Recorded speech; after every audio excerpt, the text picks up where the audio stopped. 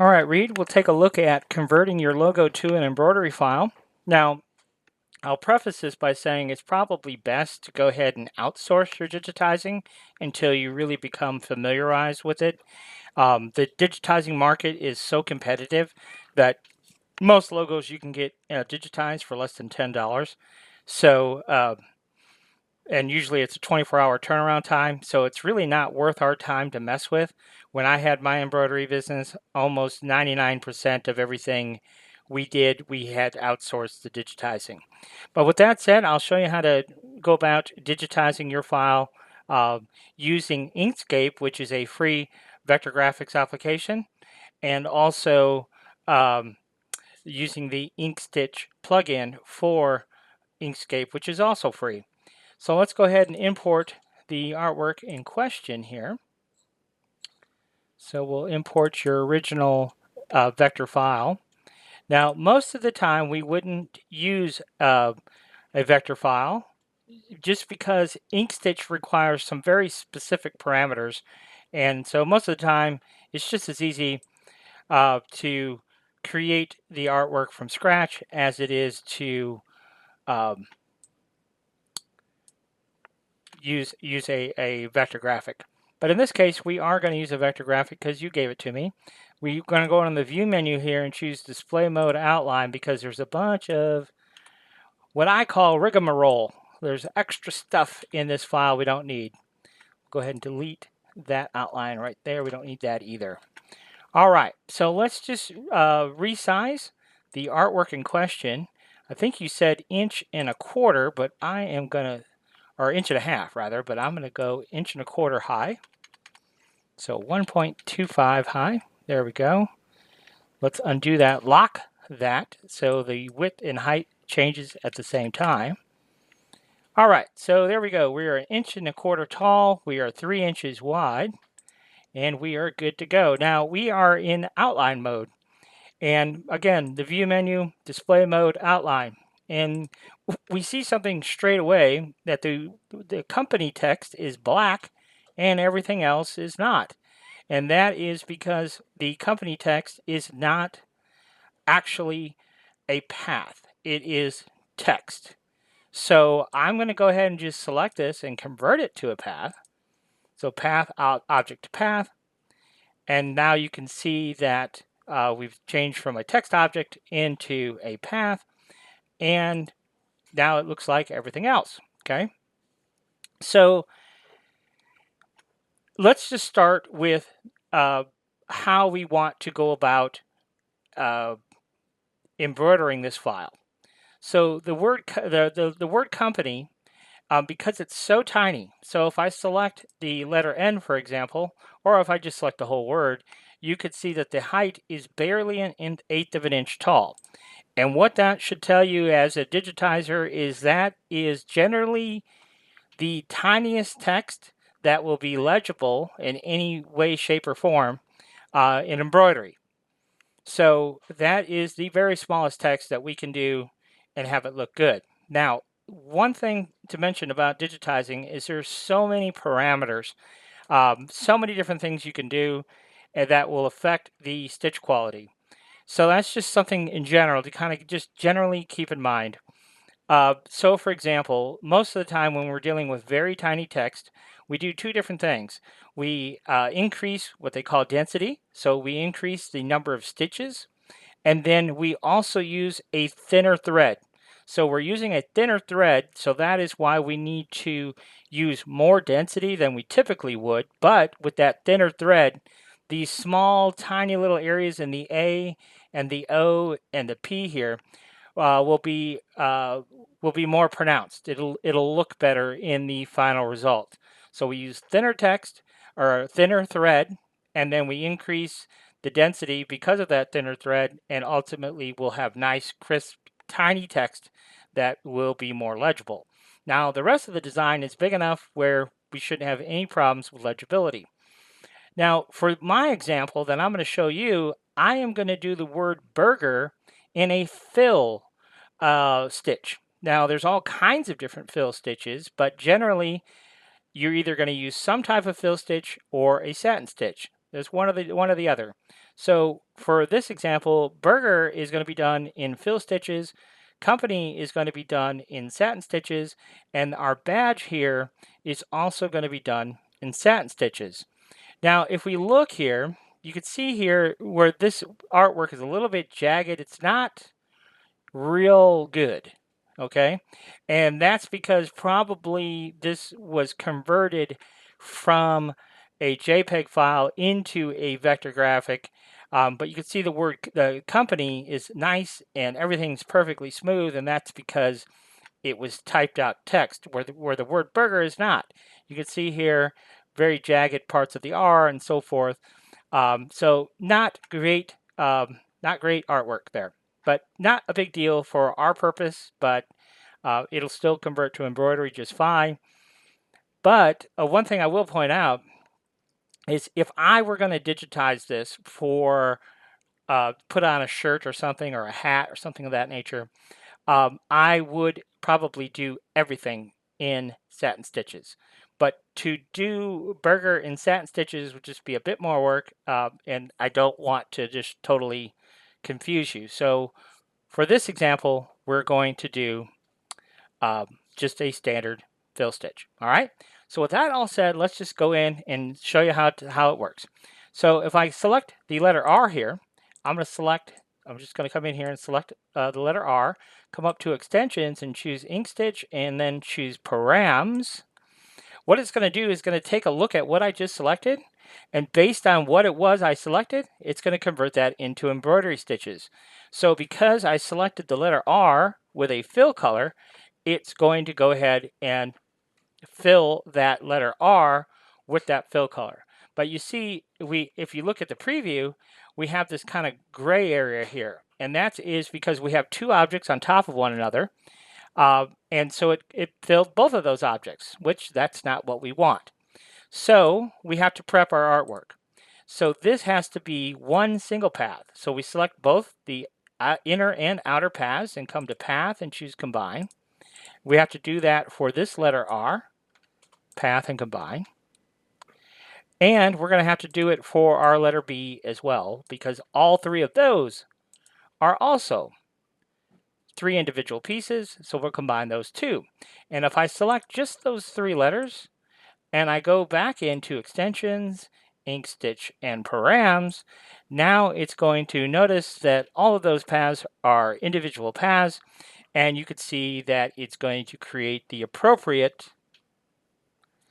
stitches for those pieces. So you can see all that stitches out just fine. We'll go ahead and choose Apply and Quit. And now all of those have been converted to stitches. So we'll select E, shift click G and E.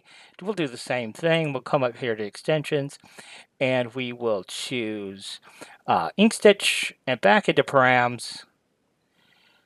And once again, it's going to automatically convert those into fill stitches for us, which is exactly what we want.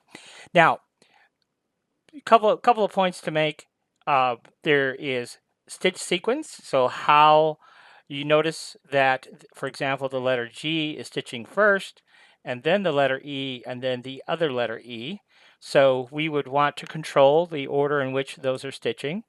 So that's one thing to consider.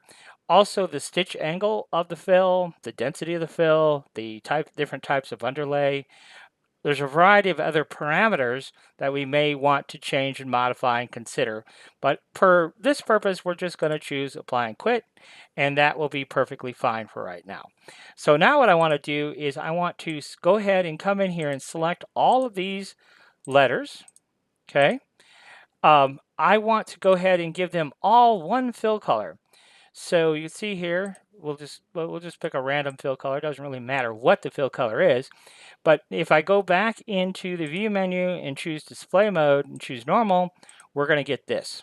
Now, why do we get this? Well, it's just kind of a weird thing. If you have any background on vector graphics, what we're going to do is just double click here. We'll select one of those inside nodes and go to Path and choose Reverse. Anytime we combine something, usually we do have to reverse the inner path in order to poke a hole through it, okay?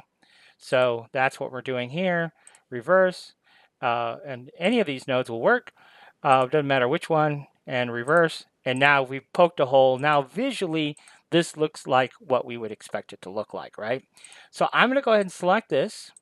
And now that they're all one color, let's go back into InkStitch and let's go to Visualize under the simulator and just take a real quick look at these stitches that we have up to this point. We do want to choose the realistic option down here. So we'll choose that realistic option because I want to look at realistic stitches. And the main thing that we want to look at here is the stitch order. So you can see here we're starting with the letter G, which we don't want. We don't want to start with the letter G, but then it bounces over to the letter E, and then it bounces over to the other letter E, and so forth. So that's not stitching in the order that we would want it to stitch. But again, if we select B and then shift click E, R, G, E, R, then we can come up here to extensions and InkStitch.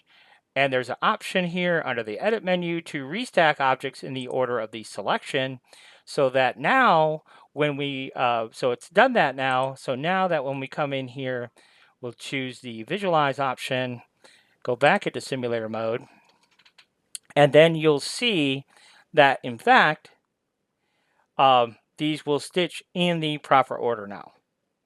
So you can see here it starts with the letter B, and we'll just kind of fast forward here a little bit, and then E, and then R, and then G, E, R. So you can see that there. So now everything is stitching in the proper order. Okay, so we'll go ahead and close out of that. So that part's good. Everything's stitching in the appropriate order. So now we've got the word company, and then we also have the badge. Okay, so let's go back over to the view menu here, and let's go into display mode outline. I think it'll be a little bit easier to see. So to create this badge, because I'm not real satisfied with the original artwork, I'm just going to go ahead and recreate it because it's only going to take a couple of seconds. So I will go ahead. I'm using my pen tool, and I'm just creating straight line segments for right now. I think this is really just the easiest way to do it, like so. And then we'll go ahead and hit enter, and then we'll switch over to our node edit tool here, and we'll go ahead and create these curves. Now, that is a pretty straightforward way of doing it. If I select a node, you can see I get the control handles, and I could really fine tune exactly how these curves would be manipulated. Okay, so again, you click on a node, and then you'll get these control handles, and then you can really manipulate it and get it just dead on exactly how you want it. So that path that we just created, I want to go back over to the view menu and choose the normal mode, and I do not want any type of fill on it, but I do want a stroke. So we'll go over here to stroke style, and let's start at 2 millimeters, and let's give it a color. So I don't know, we'll do it maybe magenta. I don't know, something like that. So let's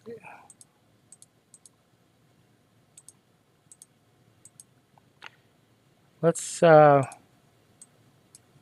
sure why. Sometimes it's really strange why it doesn't actually change color. I never really understand that.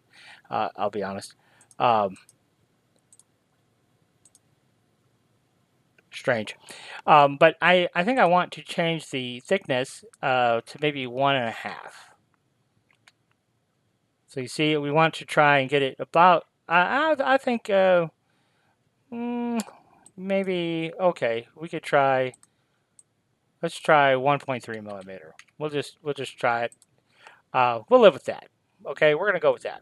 Now, I do need to finish this off. So the easiest way to do that is go over here to the layers menu. Let's go ahead and duplicate this path. Okay, so now we have 2, and we're gonna flip it, and we're gonna drag it straight across here. So we're gonna connect those 2 like so, and then we're gonna come up to path and choose combine. But when we do that, we have 2 overlapping nodes up here. So we'll just click that, to join those two nodes, join those two nodes, and now that path is indeed 1. So now I'm going to add a node here, and then we're going to break it right there. So if I delete this, you can see that it goes back, because obviously we don't want this outline to cover up our E. And then we're coming down here, and I might pull that back just a little bit because we have our C there. And now we're going to convert this into embroidery. Now, because we have a path, so let me go ahead and delete our original artwork. We don't need that no more. So because we have this line, we go to extensions and choose InkStitch. And what we're telling InkStitch under Tools Satin, we're going to convert our line to satin. And because we've defined that width, it's going to use that width as the width of the satin. Okay, so why I mention that is because if we go to stitch this and we're not particularly happy with the width of the finished satin stitch, then what we might want to do is we might want to go ahead and save this file so that we could come back to this point and change the width of our line. So we used 1.3 millimeters. We might want to use 1.5 or 2 or whatever once we stitched out. Okay, so let's go ahead and convert line to satin. The software does something magical for us, and you can see it completely changes the look of that, right? So completely changes the look, but if we select it, and let's go under extensions and InkStitch and choose visualize and export, and let's look at the simulator again, but it's just going to simulate what we have selected, which is our badge border. Okay, and so we're just going to look at it, and if I wanted to fast forward through this, I could. Okay, and you can see if I go into realistic mode that if it goes into realistic mode, you can see it looks really nice. Okay, now I say it looks really nice, and it does look nice. It'll embroider just fine, and most people would not nitpick what I'm about to nitpick. So you see this angle. I would like these corners a bit more defined, and you can see how the stitch angle could be modified a little bit better. See how this is kind of going up and down? I'd like it to go more perpendicular, and that's all stuff you can control and nitpick till the nth degree. But like I said, the average person would not even notice it. But if you want to modify it, you absolutely can. I'm just kind of giving you the quick and dirty here. Okay, so now we're going to talk about the bane of embroidery digitizing, and that's tiny itty bitty text. Okay, so first of all, if we select on the letter C, it's by itself, and we look at how tall it is, you could see that it's about 3 millimeters, which is very tiny. So if I go back to inches here, you can see it's barely even 1/8 of an inch. Well, I guess it is 1/8 of an inch. 0.125 is 1/8 of an inch. So it is 1/8 of an inch. And in embroidery world, that is generally considered the tiniest text that you can get that will be legible. Okay, so when we're dealing with tiny text, generally speaking, to make your text look really, really good, you're going to increase the density of your satin stitches. Tiny text can only be done in satin. So, so generally you would increase the satin stitch density, and then you would use a lighter weight thread, and that will give you more definition in your tiny lettering.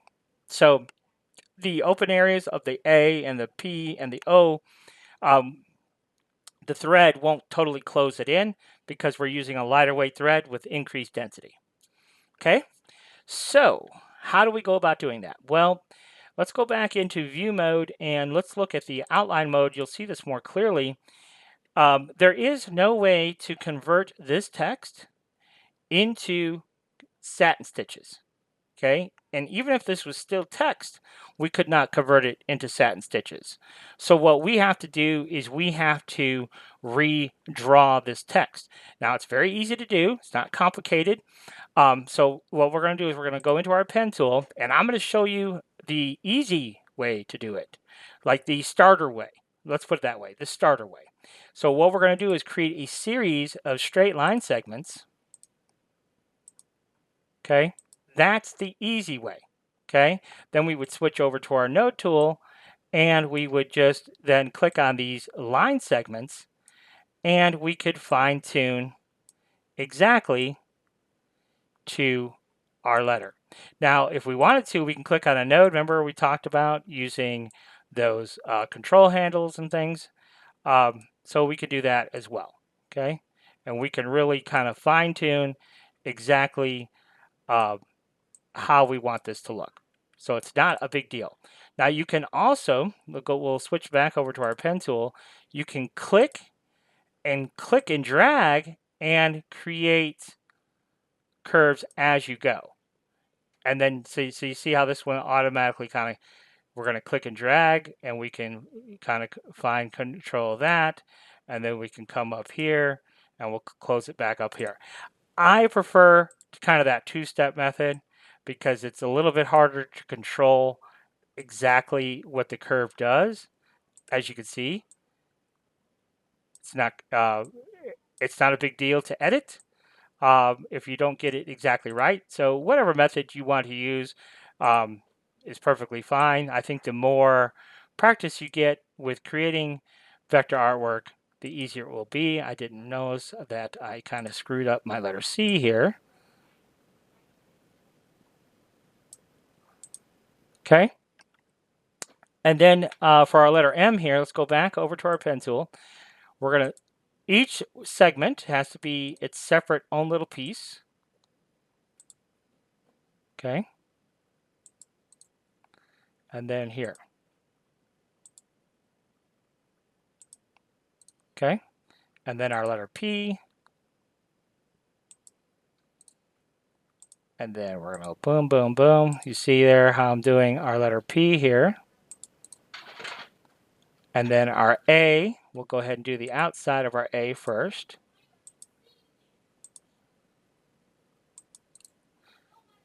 And then we'll do this side. I'm going to undo that. Try that again.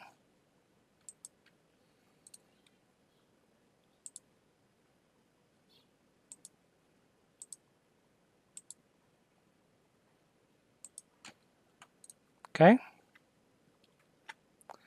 And then for our Y,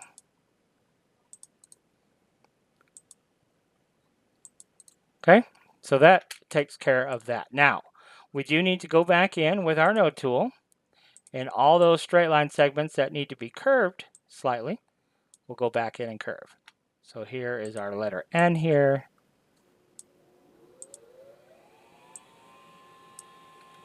So that takes care of that. Our letter A. Now N's got something going on here. I don't know exactly what. So we're going to break that right there.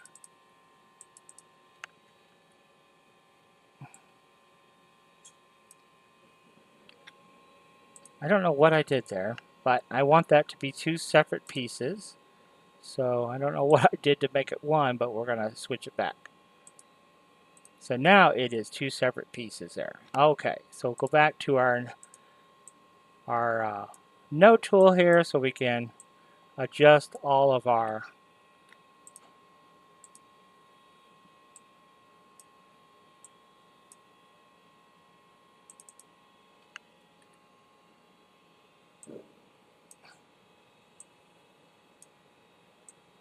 there we go. We will come down here to this segment and this segment and this segment, something like that. So to me, this is the easiest process on this tiny text.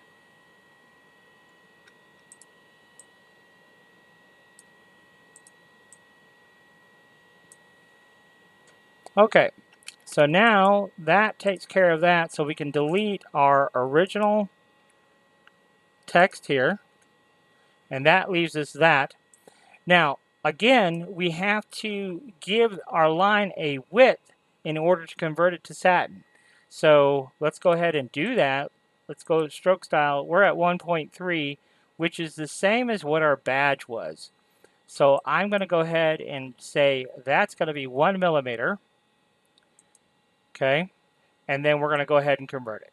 So we're going to select all this text, and we're going to extensions, InkStitch, and we're going to tool satin, convert line to satin, and it is going to go ahead and convert all of those pieces to a satin stitch. Now, remember earlier when we did the Berger text, we had to define the order in which we want our stitches to stitch.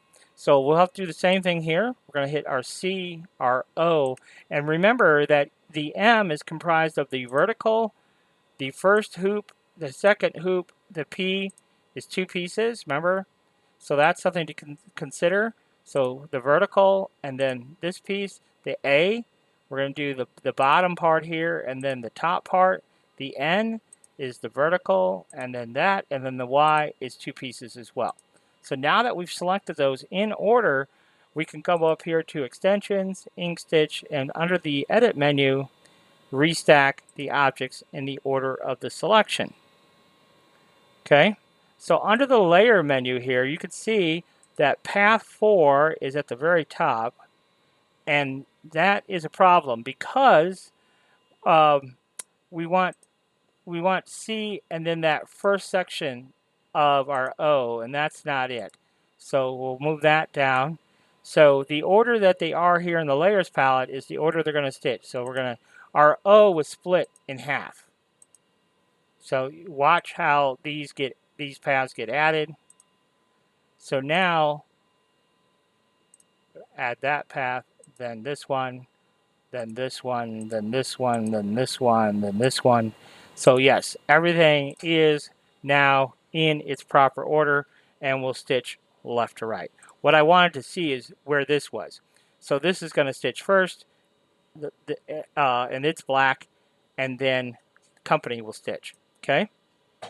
So now everything's basically the way we need it. Let's take a look. Let's go into InkStitch here, and I want to show you 2 more things here. So let's take a look at the finished file.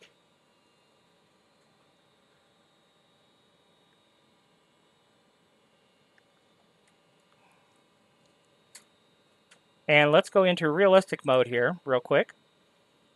And the entire design here has 4,598 stitches. You can see that right down here. It says 4,598 stitches. You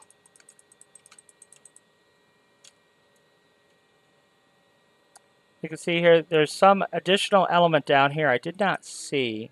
Let's get rid of that before we go too much farther.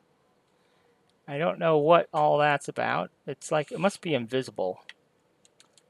Yes, it's part of the original design that I had not previously seen. So that takes care of that. So now we can go to extensions, InkStitch, and we will take a look at the simulator mode again.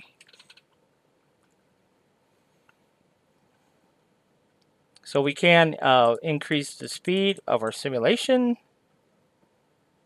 so we can just see it more quickly. And okay, so you can see there's 4,287 stitches total. Okay, there's 2 color changes. So Berger and their badge and company is going to be 2 different colors of text. Now, there is one little thing that I do see here that I probably would want to modify is you see the vertical part of our M right here. It's not very well defined. And we have the same issue at P, the same issue at A, and the same issue as N. So, okay, do we want to modify that? I think we do. So let's just do that real quick. I'm just going to pull this up a little bit. Doesn't have to be much. We just need a stitch or 2 above. This is a little bit different, so we're going to actually node edit this. See how we can also modify the nodes. And then this one, we're going to go ahead and select them both and just drag it up just a little bit. Something like, I don't know, something like that. Okay, so tiny little change, but I think it'll make it look better. So let's go back into InkStitch, visualize, simulator. Take another look. I guess we just had the one piece selected. Yes, we did. So I didn't mean to do that. Let's do the whole thing. InkStitch simulator.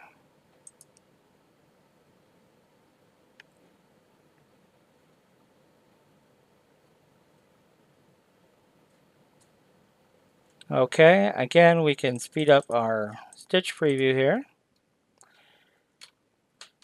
Okay, and now you can see that we do have a couple of stitches above M, a couple of stitches above P, a couple of stitches below A, a couple of stitches above N, and I think that makes it look a little bit better. Now, we still want to modify the word company a little bit, so let's go ahead and select all of that. We can go back into, now it's already been converted to satin stitches, but we can go into InkStitch and adjust its params, or its parameters. And so what we want to do is we want to adjust the zigzag spacing from peak to peak. So it's currently at 0.4 millimeters. What if we did 2? And you can see visually it's much, you can see from peak to peak, it's much denser. Let's go back to 4 so you can see what I was talking about. See how much looser it is? But now when we do 2, that's much denser. Okay, that's basically double. And this is where you're going to have to stitch it out and take a look at it and see, do you like that density? Do you not like that density with that thinner thread that I recommend when we're dealing with tiny text? So we might want to back that off to 0.3. So it's more dense, but not quite as much. Okay. So this by 0.3 we added 25% denser versus our 50% denser versus 100% denser, okay? Because we went from 2 to 4 or 3 to 4, all right? So, that's just something that you'll have to play with. The other thing that you might want to play with as well, depending on how well this stitches out, is your pull compensation. And that will also determine the type of fabric we're using. So let's say I want to add 5% pull compensation to both sides. So you could see that what it'll do if I make this extreme. Let's add 20% pull compensation. Do you see how much wider the letters are getting? So you see how thick, and you see how this is closing in. Okay, so that parameter you can play with a little bit, and once you kind of know your parameters, then we know that tiny text we need to add 5% or we need to add 10%, whatever it is you like. Then again, that depends on your that also depends on your fabric you're using and also the thread thickness that you're using. So I'm gonna say add 5% pull compensation uh, by percentage. You can see there we could do it by percentage, or we can define it in millimeters. I typically will use this option though, the percentage. Okay, so we'll go ahead and we'll choose apply and quit. And this now is a completed embroidery file. And also remember that this was 1 millimeter, this was 1.3. So we can add pull compensation to this if we need it a little bit wider. We could over exaggerate our pull compensation, so we could add 15 or 20% if we wanted this satin stitch just to be a little bit thicker without kind of going backwards into the software, actually making that satin stitch thicker. The only way to do it without kind of recreating that satin stitch in the file here is to add overabundance of pull compensation, and that will make the satin stitch a little bit wider. But we can't do it too much because then it'll kind of make the embroidery stitch out kind of wonky. But there you go, there it is. So let's do one kind of final preview here. We'll call it a day, and then we can take it to the embroidery machine and stitch it out and see what we like, what we don't like. So let's fast forward this here to the end, and let's go into realistic mode. Now, there is one other thing that we haven't talked about and we're not going to talk about, because again, I don't want to bore you to death, is the jump stitches. When we go from letter to letter to letter to letter, that is something that we can control, and I will go in and add, but that is one final thing to kind of add to this. You can kind of see it here. This jump stitch from letter to letter is going, oh, like this jump stitch is going over the top of the R. And from the G, it's going over the top to the E, okay?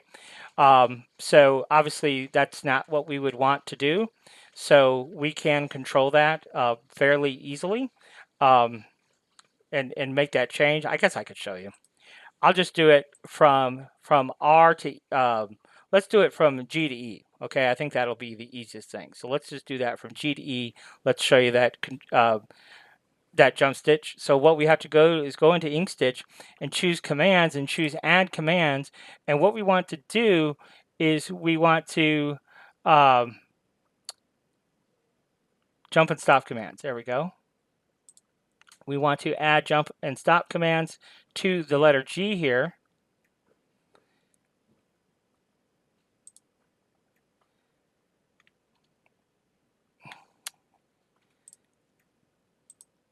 Well, let's see here.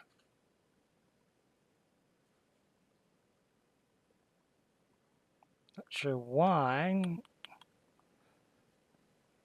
No. Not sure why it is not allowing me to. Let's try that again. Commands, add commands. Oh, attach commands to selected objects. There we go. You see here the fill stitch starting in any position. So it's going to just give us a little preview here. I see now what we did because we are not in the right mode. My bad. It's like, why is it not showing me? So we need to go to normal here. And anyhow, so now we have an overabundance of start and stop commands. But so anyhow, we will switch this to here. We can get rid of this one. We're going to start it from there. So we'll end R right there and jump it to G right here. We'll end it, and then this one we need to attach. So back over here to the edit. So commands, attach commands to selected objects, and then we'll go ahead and choose apply, and we'll apply that start and stop position again. So here is the start of our letter E, and the end of our letter E will probably be right over here, and that will jump to the R. Okay, so now when we look at this, G is going to start right here, E is going to start there. Okay, so now when we look at this, you will see, let's first of all get rid of all that. We go into InkStitch and we will choose Visualize, Simulator,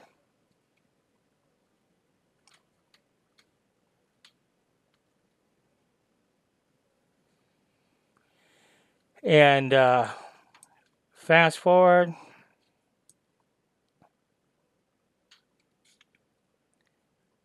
And let's zoom out a little bit here.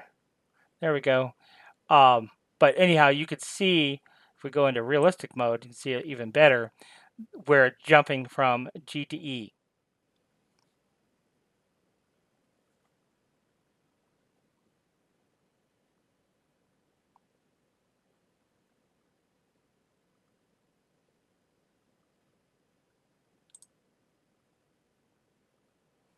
And you can see that that little jump stitch will be right there where we defined it. And then likewise on the E, you see where we defined it there. So here on the R, where it's jumping clear over the letter R, obviously we have to change the endpoint so it doesn't do that.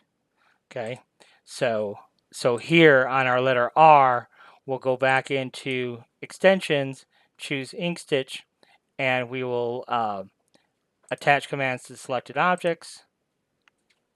We'll do the start and stop positions here. And so we're going to stop it right over on this side, right where the G starts, and then we can start it right over here, because then on E, we would stop it. So again, we'll choose commands, attach commands, hit apply. We could add start and stop commands to all of them at one time, and then we wouldn't have to do it bit by bit by bit. So I mean that is another option there. So our R here, we're going to do right there. We're ending our E there, and then we'll start our E. We'll start it down here, because then the B, we can jump right from there. So again, extensions, InkStitch commands, attach commands, hit apply.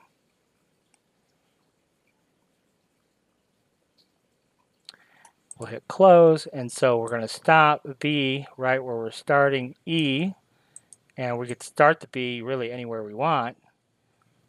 That part really doesn't matter. We'll do it right there at the top. So one more time, if we come back in here, go to extensions, and visualize it,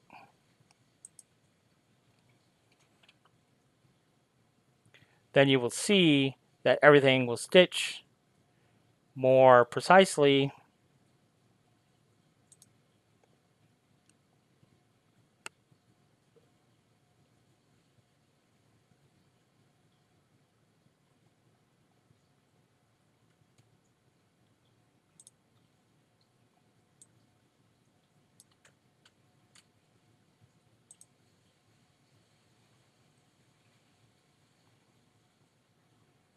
And now you can see that we really took control of all those jump stitches, and at least on the Berger text here. Now we still would have to do the same thing down here for our company text, but on the Berger text, everything is going to flow like it's supposed to from letter to letter to letter. Okay, so that's it. That's it in a nutshell. So you can see there's a little bit to it, but like I say, once you really get into it and doing it, it's not that big a deal. This probably would, if I was just sitting down and doing it, maybe a half hour, something like that, to convert it into an embroidery file for you. So hopefully that gives you some insight. Let me know if you have more questions.